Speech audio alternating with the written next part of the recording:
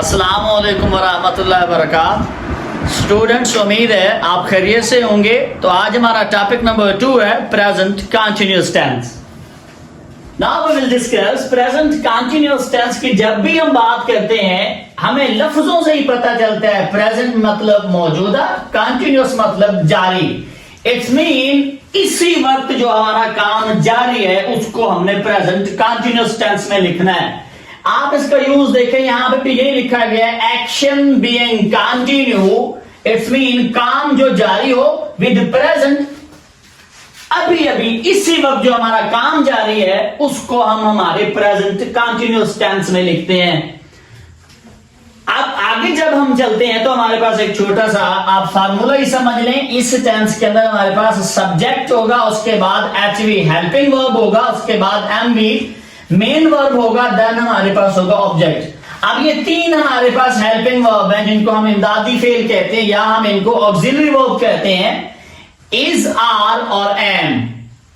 Is हमारे पास वाहिद के लिए है, आर हमारे पास जमा के लिए है और एम हमारे पास सिर्फ आई के लिए लिखा जाता है। यानी ही, शी और इट, इन तीन के साथ लगेगा इज। जमा जो है हमारे पास दे, वी, यू, उनके साथ लगेगा आर और सिर्फ आई के साथ हमारे पास लगेगा एम। ये तीन हमारे पास इमदादी फेल है। अब मैंने 2-3 मिसालें ली हैं। इट इज रेनिंग आउटसाइड, बाहर बारिश हो रही है। हमारे पास कुछ चीजें ऐसी होती हैं जिनके अंदर हमें पता नहीं होता कि काम कौन कर रहा है, यानी सब्जेक्ट कौन है। जैसे बाहर बारिश हो रही है तो इस किस्म के जुमलों के अंदर हम इट को अपना एज अ सब्जेक्ट यूज करते हैं। दूसरा जुमला है we are singing in the party. आप गौर करें, मैं इस वक्त पढ़ा रहा हूं। I am teaching tenses. आगे तीसरा है he is preparing the lesson. या फिर आप इसी वक्त, जिस वक्त आप ये वीडियो देख रहे होंगे, आपका वो प्रेजेंट टेंस होगा, प्रेजेंट कंटिन्यूअस, और आप कह सकते हैं आई एम लर्निंग टेंसेस या वी आर लर्निंग टेंसेस। तीसरी मिसाल है हमारे पास he is preparing the lesson. हल्का सा हम इस तरफ घूमते हैं। मैंने पिछली वीडियो में भी सिर्फ 2 बातें बताई थी। आप बाज़ औक़ात चीजों को लेंथी कर जाते हैं जिनकी वजह से आपको समझ नहीं आती। तो इस सारे जुमले को जब आप टेंस को जब आप मंफी फिक्रे में जाएंगे या इंट्रोगेटिव सवालिया जुमले में जाएंगे तो आपको हर चीज नए सिरे से बनाने की जरूरत नहीं है। बस आप इसी लिखे लिखाए हुए क्वेश्चंस में 2-1 चीजें आगे पीछे करेंगे, एक आध चीज ऐड करेंगे, आपका सेंटेंस इंट्रोगेटिव भी बन जाएगा और आपका सेंटेंस नेगेटिव भी बन जाएगा। उसके लिए हमारे पास अगर हमने जुमला अपना सवालिया बनाना हो तो उसके लिए हम सिर्फ और सिर्फ क्या करेंगे, इमदादी फेल शुरू में लगाएंगे। ये देखिए, सवालिया बनाने के लिए इमदादी फेल शुरू में लगाएं और इसके बाद सब्जेक्ट लगाएं।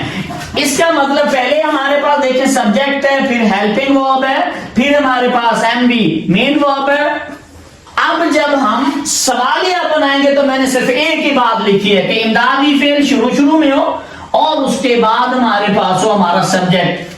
पहले सादर जुमले में सब्जेक्ट पहले है, इमदादी फेल बाद में है। अब इमदादी फेल पहले होगा और सब्जेक्ट बाद में होगा। बाकी सारी चीजें पुरानी तरतीब के साथ रहने दें। इस तरीके से आपका सेंटेंस इंट्रोगेटिव बन जाएगा। देखिए ये लिखा हुआ है we are singing in the party. तो ये हमारे पास हो गया सब्जेक्ट, ये हमारे पास हो गया हेल्पिंग वर्ब इमदादी फेल। Are we singing in the party, ये हमारे पास इंट्रोगेटिव बन गया। बस इतना सा काम है, आपको सिर्फ पहचान रखनी है कि कोई भी जुमला जो आपके सामने है उसके अंदर सब्जेक्ट कौन सा है और उसके अंदर वर्ब कौन सा है। देन आपको सिर्फ और सिर्फ हेल्पिंग वर्ब पहले लाना है और सब्जेक्ट दूसरे नंबर पे ले जाना है। आपका जुमला इंट्रोगेटिव बन जाएगा। ये देखिए, ये भी मिसाल लिखी हुई है, he is preparing the lesson, वो अपना सबक तैयार कर रहा है। तो हमारे पास आएगा इज पहले और ही चला जाएगा इधर। ये देखिए, ये इज, ये ही, बाकी सारे का सारा जुमला वैसे ही रहेगा। Is he preparing the lesson, क्या वो अपना सबक तैयार कर रहा है। इस तरीके से आप इसका इंट्रोगेटिव सेंटेंस बना सकेंगे। दूसरा पॉइंट है, मनफी बनाने के लिए इमदादी फेल के बाद और वर्ब से पहले। मनफी बनाने के लिए इमदादी फेल के बाद और वर्ब से पहले। हमने ये 5-7 जुमले जो लिखे हुए हैं, हम इनमें ढूंढते हैं कि हमारे पास हेल्पिंग वर्ब कौन सा है और वर्ब कौन सा है। ऊपर आप अगर गौर करेंगे तो लिखा हुआ भी है, पहले आएगा सब्जेक्ट, दूसरे नंबर पे होगा हेल्पिंग वर्ब, तीसरे नंबर पे होगा हमारा मेन वर्ब। अब दूसरे नंबर पर हमारा होता है हेल्पिंग वर्ब और तीसरे नंबर पे हमारे पास होता है वर्ब। तो मैंने जो उर्दू में आपको एक लाइन लिख के दी है, उसमें लिखा हुआ है इमदादी फेल के बाद और मेन वर्ब से पहले आप क्या लगाएंगे, नॉट। इस तरीके से आपका ये जुमला बन जाएगा नेगेटिव। तो इसी तरीके से हमने हमारा नेगेटिव सेंटेंस बना लिया है, इमदादी फेल के बाद नॉट और मेन वर्ब से पहले। अब हम इस छोटे से टेबल को देखते हैं, इसमें लफ्ज लिखा हुआ है now, at present, nowadays, at the moment, at this time. ये हमारे पास 5 वो अल्फाज हैं जो हमें मौजूदा वक्त के बारे में जब हम बात करते हैं तो हम इन लफ्जों का सहारा लेते हैं या इनके बारे में हम लिखते हैं। अब आप देखें, इसके मैंने 2 एग्जांपल्स दिए हैं। He is offering prayer now, वो अब नमाज पढ़ रहा है। तो नाउ जब भी हमने लफ्ज देखा तो हमें फौरन ही पता चल जाना चाहिए कि ये हमारा जुमला जो है ये प्रेजेंट कंटीन्यूअस टेंस में होगा। आगे है she dash French at present. At present जब भी आ जाए तब भी आप अपना जुमला प्रेजेंट कंटीन्यूअस टेंस में कन्वर्ट कर देंगे। तो इधर हमारे पास आएगा she is learning, she is learning French at present.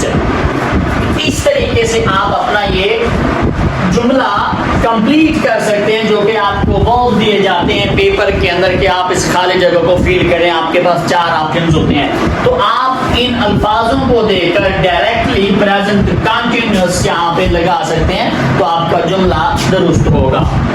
आज के लिए इतना ही।